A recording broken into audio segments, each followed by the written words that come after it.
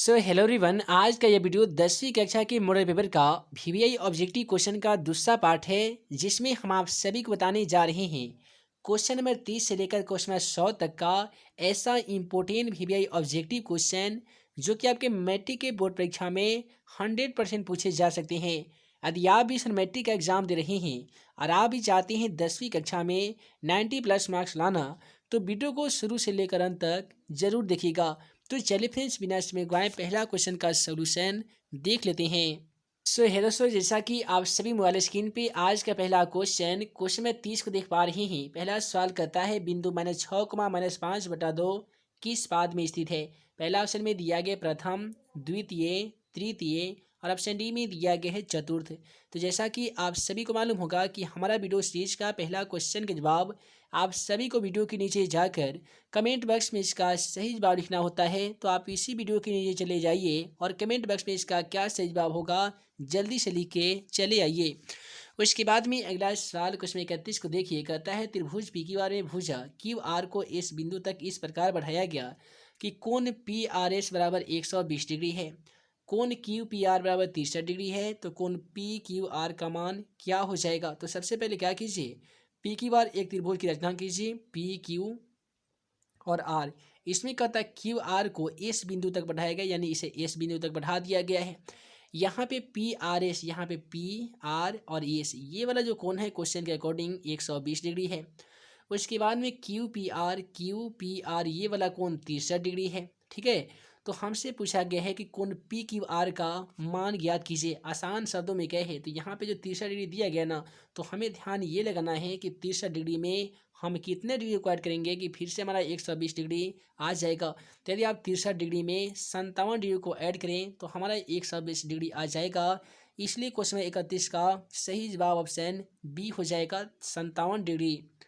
उसके बाद में अगला सवाल क्वेश्चन 32 को देखिए कि यदि किसी त्रिभुज के कोण का समद्विभाजक विपरीत भुजा को समद्विभाजित करता है तो त्रिभुज होगा। क्वेश्चन 32 का सही जवाब ऑप्शन ए हो जाएगा। यदि किसी समकोण त्रिभुज का समद्विभाजक विपरीत भुजा को समद्विभाजित करता है तो वह जो त्रिभुज बनेगा वह होगा समद्विबाहु त्रिभुज। क्वेश्चन का सही जवाब ऑप्शन ए होगा, समद्विबाहु।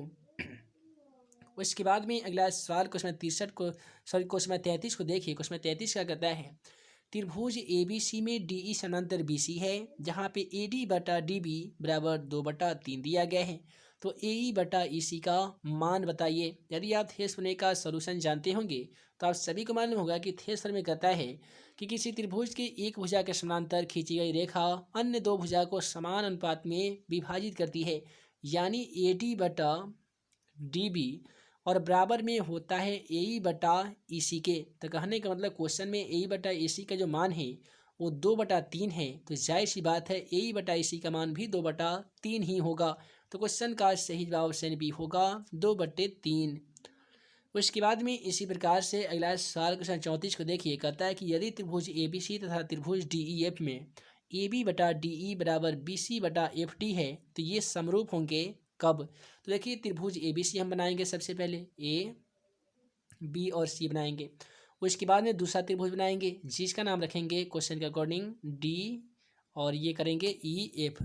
देखिए यहाँ पे हम कर देते हैं दोस्तों, ये डी हो गया, ये हमारा ई हो गया और ये एफ हो गया।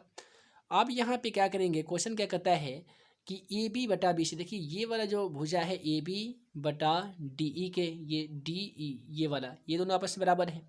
बी सी बटा एफ डी, ये जो बी सी है ये एफ डी के बराबर है, यानी इस कोण के बराबर है।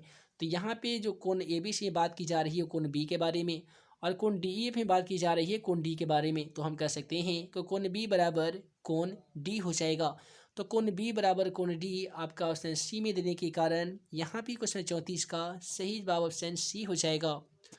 उसके बाद में अगला सवाल क्वेश्चन 35 को देखिए कि दी गई आकृति में पी क्यू तथा ओ केंद्र वाले वृत्त की स्पर्श रेखा यदि ओ क्यू बराबर 3 सेमी है, पी क्यू बराबर 4 सेमी है तो ओ पी का मान ज्ञात कीजिए। यहाँ पे 3 सेमी ओ क्यू का मान, ओ क्यू देख लीजिए ये आपका 3 सेमी दिया गया है। और उसके बाद में यहाँ पे पी क्यू का मान, ये पी और ये क्यू हो गया, इसका मान क्वेश्चन में 4 सेमी दिया गया है। हमसे पूछा गया ये वाला ओ पी का मान हमें बताना होगा। तो कैसे ज्ञात करेंगे, देखिए 3 का स्क्वायर करेंगे तो 3 का स्क्वायर 9 होता है, 4 का स्क्वायर करेंगे तो 16 होता है, 16 9 कितना होता है दोस्तों, तो ये 25 होता है, और 25 का वर्गमूल तो आप सभी को मालूम होगा, है ना जी। तो क्वेश्चन का सही जवाब 5 सेमी होगा। यदि आप ऑप्शन से चलेंगे तो ऑप्शन सी में 5 सेमी दिया जा चुका है, अतः क्वेश्चन का सही जवाब 5 सेमी हो जाएगा। अगला सवाल कहता है एक्स अक्ष से बिंदु पी में दिया गया 8,12 की दूरी क्या हो जाएगी। यदि आप इसका मूल बिंदु से सॉल्व कीजिएगा तो देखिए 8 का स्क्वायर कीजिएगा तो 64 हो जाएगा, 12 का स्क्वायर कीजिएगा 144, दोनों को ऐड कीजिएगा तो रूट अंडर 208 होगा, जो कि ऑप्शन डी में दिया गया है। लेकिन ऐसे यदि आप क्वेश्चनों का सलूशन करते हैं तो आपको पूरे गलत हो जाएंगे। इसका सही जवाब 12 होगा, क्योंकि कार्तीय तल में यदि अगर एक से बिंदु से जाइएगा ना 12 की तरफ में तो आपका 12 ही इकाई मिलेगा, ठीक है। इसलिए क्वेश्चन का सही जवाब ऑप्शन बी होगा, 12 इकाई। इसके बाद में कहता है कि किसी वृत्त के किसी बिंदु पे खींची गई स्पर्श रेखा उस बिंदु से होकर जाने वाली त्रिज्या के बीच में कोण बनाती है। तो क्वेश्चन 37 का सही जवाब ऑप्शन बी हो जाएगा। वृत्त के किसी बिंदु से खींची गई स्पर्श रेखा, मान लेते हैं यह वृत्त है, किसी बिंदु से अगर इसमें स्पर्श रेखा खींच देते हैं तो उस बिंदु से जाने वाली त्रिज्या, यहाँ से अगर कोई त्रिज्या है तो इस पर जो लंब होती है, तो ये जो कोण बनता है इसके साथ में ये कौन सा कोण बनता है, बहुत ही सिंपल सवाल है। तो ये हमारा क्वेश्चन नंबर 37 का बिल्कुल सही जवाब ऑप्शन बी हो जाएगा, इस पर 60 डिग्री का कोण बनता है। अगला सवाल यहाँ पे 38 नंबर क्वेश्चन को देखिए, कहता है कि दी गई आकृति में टीपी तथा टीक्यू दो स्पर्शिका ओ केंद्र वाले वृत्त पर इस प्रकार हैं कि कोण पी टी क्यू बराबर 50 डिग्री है, तो कोण पी ओ क्यू का मान क्या हो जाएगा। तो बहुत ही सिंपल सवाल है। देखिए आपको दिमाग ऐसे लगाना है क्वेश्चन में, बहुत फटाक से ट्रिक के तौर पे इसका आंसर आने के लिए क्या कीजिएगा कि एक कोण का मान 50 डिग्री दिया गया है, तो आपको ये ध्यान लगाना है कि 50 डिग्री में हम कौन ऐसे ऑप्शन को काउंट करके जोड़ देंगे कि प्राप्त संख्या 180 हो जाएगा। जैसा कि आप सभी को मालूम होगा कि त्रिभुज के तीनों कोणों का योगफल 180 ही होता है। तो 50 डिग्री दिया गया है तो हम 130 डिग्री इसमें जोड़ देंगे तभी ना 180 होगा। इसलिए क्वेश्चन का सही जवाब ऑप्शन ए होगा 130 डिग्री।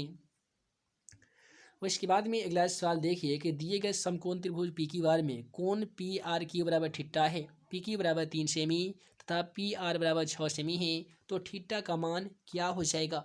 यहाँ पे हमसे थीटा का मान पूछा गया है कि आखिर थीटा का मान क्या हो जाएगा। तो यहाँ पे क्वेश्चन 39 का सही जवाब ऑप्शन ए हो जाएगा 30 डिग्री यानी 30 डिग्री। इसलिए होगा क्योंकि यहाँ पे दिया गया 3/6, इसे घटा दीजिएगा तो क्या हो जाएगा 1/2 होगा। अब साइन में 30 डिग्री का मान कितना होता है, 30 डिग्री होता है, इसलिए क्वेश्चन का सही जवाब 30 डिग्री होगा यानी ऑप्शन ए होगा।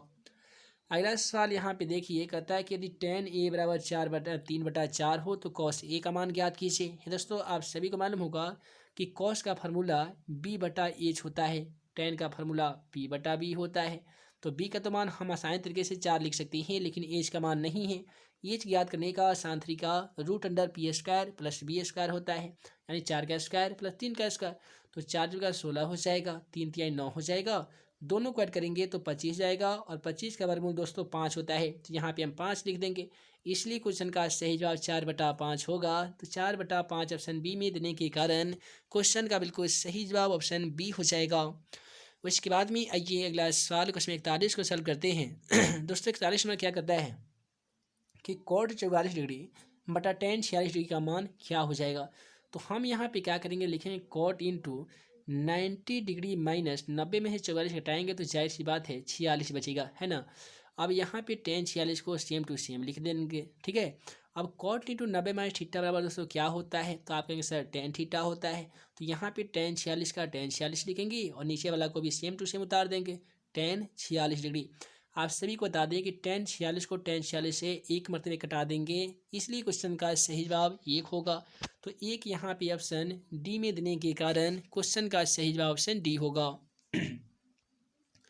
उसके बाद में अगला सवाल यहाँ पे क्वेश्चन 42 क्या कहता है कि निम्नलिखित में से किसका मान सबसे अधिक है। चलिए पहला ऑप्शन से चलते हैं। ऑप्शन ए में दिया गया tan 45 डिग्री का मान, तो इसका मान 1 होता है।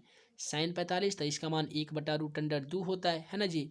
उसके बाद में दिया गया sin 30 का मान, इसका मान हाफ होता है यानी 1/2 होता है। cos 90 का मान, इसका मान 0 होता है। ये चारों ऑप्शनों का मान लिखने के बाद आप सभी को मालूम चल रहा होगा कि चारों ऑप्शन में tan 45 का मान है 1 और 1 से ज़्यादा किसी अन्य का मान ना होने के कारण तो सबसे अधिक मान वाला कौन हो जाएगा, tan 45 डिग्री। तो क्वेश्चन का सही जवाब ऑप्शन ए होगा। अगला सवाल देखिए यदि किसी वृत्त की परिधि 88 सेमी है तो इसकी त्रिज्या अर्थात आर का मान क्या हो जाएगा। तो आर ज्ञात करने का आसान फार्मूला परिधि बटा 2 पाई होता है। तो परिधि के बदले में हम 88 लिखेंगे और 2 गुने पाई के बदले में लिखेंगे 22 और ऊपर गुना हो जाएगा 7। तो ये 22 चौका 88 होता है, 2 दूनी 4 होता है। अब 2 में यदि 7 से गुना कीजिएगा तो कितना होगा दोस्तों, ये 7 दूनी 14 हो जाएगा। बहुत सिंपल था। हम परिधि को सबसे पहले 88 परिधि लिख दिए हैं और बटा में होता है 2 पाई, तो 2 गुने 22 और नीचे वाला 7 ऊपर 7 में चल गया है। अब ये 22 जाकर 88 को घटाया है, 22 चौका 88 यानी 4 मरतबे और 2 काटा है 4 को 2 मरतबे और 2 में 7 से गुना कर दिए हैं तो 7 दूनी 14। क्वेश्चन का बिल्कुल सही जवाब ऑप्शन बी हो जाएगा, 14 सेमी।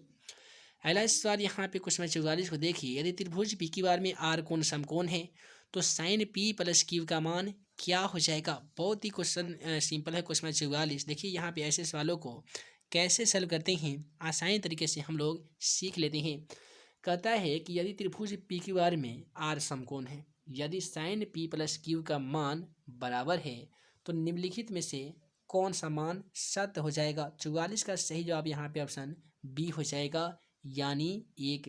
कैसे होगा, देखिए यहाँ पे आर समकोण है 90 डिग्री का, तो जाहिर सी बात है साइन पी प्लस क्यू का मान कितना होगा। तो साइन यहाँ पे 45 है, 45 मिलकर 90 होगा, तो साइन 90 का मान कितना होता है, तो 1 होता है। इसलिए क्वेश्चन का सही जवाब हमारा ऑप्शन बी होगा, 1। उसके बाद में अगला सवाल करता है, यदि अल्फा बटा 4 बराबर 15 डिग्री तो √3 कोसेक अल्फा का मान क्या हो जाएगा। 15 के नीचे 1 लिख लीजिए, अल्फा में 1 से गुना कीजिएगा तो ये अल्फा हो जाएगा, तो हम यहाँ पे अल्फा लिख दिए हैं। 15 में 4 से गुना करेंगे तो 15 चौका 60 हो जाएगा। तो यहाँ पे दिया गया √3 कोसेक अल्फा यानी कोसेक 60 का मान। तो दोस्तों कोसेक 60 का मान √3 बटा कितना होता है, 2/√3 होता है ना जी। तो हम क्या करेंगे, √3 गुने 2/√3 लिखेंगे। √3 से √3 कट हो जाएगा, प्राप्त संख्या 2 होगा। तो चलिए ऑप्शन के माध्यम से देख लेते हैं। तो यहाँ पे क्वेश्चन 45 का ऑप्शन बी में दिया गया है 2, इसलिए क्वेश्चन का सही जवाब ऑप्शन बी हो जाएगा। आइए अगला सवाल कहता है कि यदि R1 तथा R2 त्रिज्या वाले दो वृत्तों के क्षेत्रफलों का योग R वाले त्रिज्या के क्षेत्रफलों के बराबर है तो निम्नलिखित में से कौन सा होगा।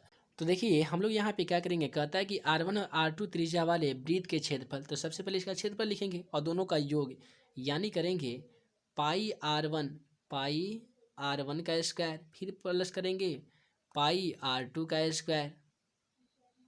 ठीक है, ये किसके बराबर है, तो ये पाई R² के बराबर हो जाएगा।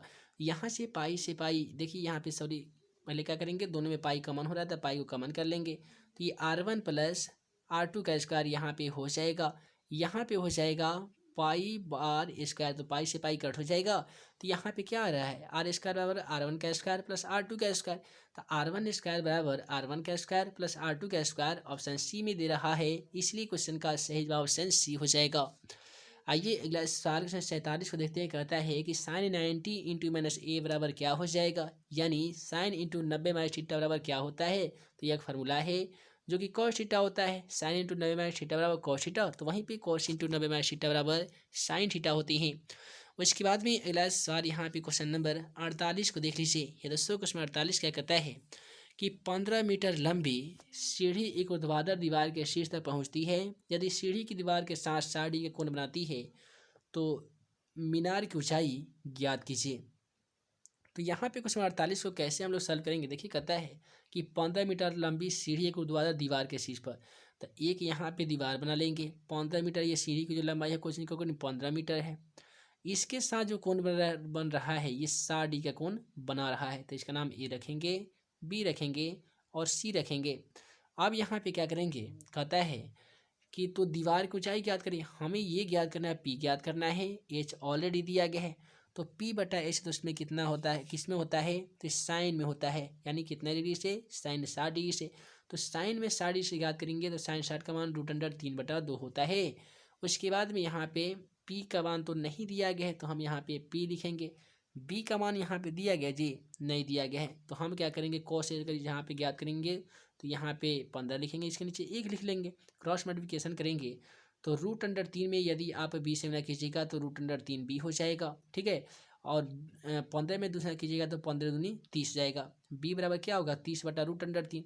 इसके बाद में यदि इसे सॉल्व कीजिएगा तो आपका 15/2 कुछ इस प्रकार से आएगा, तो कटा दीजिएगा 7.5 हो जाएगा। अगला सवाल है cot 1 degree into cot 89 degree का मान क्या होगा। तो यहाँ पे कॉट को तोड़ना होगा। आप ऐसे कीजिएगा कि कॉट इंटू 90 में से 1 हटाइएगा तो 89 हो जाएगा, ठीक है। और यहाँ पे है दोस्तों कॉट 8-9 डिग्री, यानी कर दीजिए उसको कॉट 89 डिग्री को सेम टू सेम लिख दीजिए। कॉट इंटू 90 माइनस थीटा बराबर क्या होता है, तो टेन थीटा होता है, तो ये हो जाएगा टेन 89। और यहाँ पे है कॉट 89, तो दोस्तों टेन थीटा गुना कॉट थीटा का मान 1 होता है, इसलिए क्वेश्चन का सही जवाब ऑप्शन ए होगा 1। अगले सवाल में केवल आपसे फॉर्मूला पूछा गया है कि आर त्रिज्या वाले गोला के संपूर्ण पृष्ठ का क्षेत्रफल क्या होता है। याद रखिएगा आर त्रिज्या वाले गोला के संपूर्ण पृष्ठ का क्षेत्रफल 4πr² होता है, जो कि ऑप्शन डी में है। अतः क्वेश्चन का बिल्कुल सही जवाब ऑप्शन डी हो जाएगा। जैसा कि हमने आपको बताया था कि 1 से लेकर 100 तक के जितने भी मॉडल पेपर में क्वेश्चन दिए गए हैं, इन सभी का सॉल्यूशन के लिए हम 2-3 पार्ट को चयन करेंगे, जिसमें से कम क्वेश्चनों को बेहतरीन सॉल्यूशन के साथ समझाया जाएगा। तो आज की इस वीडियो में हम क्वेश्चन 50 तक के सभी ऑब्जेक्टिव क्वेश्चनों का सलूशन कर लिए हैं।